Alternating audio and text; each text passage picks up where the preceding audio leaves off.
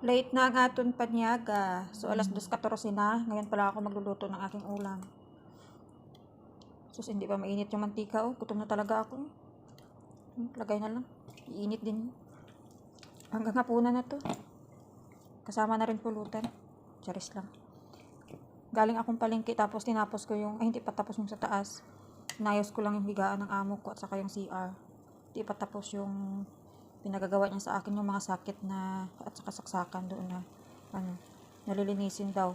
Lahat daw ng saksakan, mga remote sa buong bahay hahanapin ko at saka lilinisin. So ayun, uminit na. Binabad ko yan kanina bago umakyat sa toyo, magic sarap at konting asin para medyo may lasa. Kasi wala tayong tawag nito kalamansi. Gutom na talaga ako. Tingnan niyo yung oras, oh. Oh, alas 2:15. Pero wala tayong choice, mga bibang. Kasi magka-Chinese New Year na, kailangan talaga lahat malinis. Kagabi pagod na pagod ako, kahapon pala. Alas 2 pa lang, parang maputol na yung balikat ko. Parang binabari na yung likod ko, hindi ko maintindihan.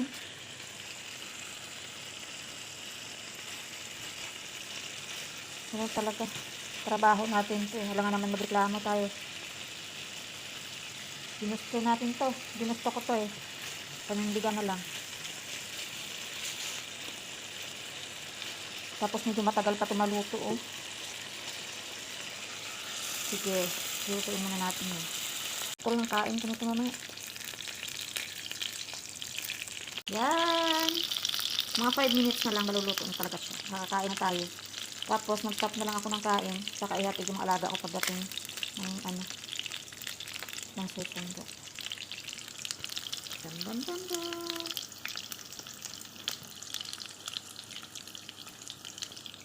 Nakakain na tayo nito.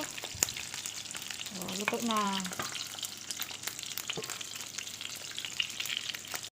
Dapat nipis ko, magmamadali kasi ako pag slice na nito. Uunahin na natin ito yung dalawa. Kunti lang naman ako mag-ulam. Here we go. Can we eat?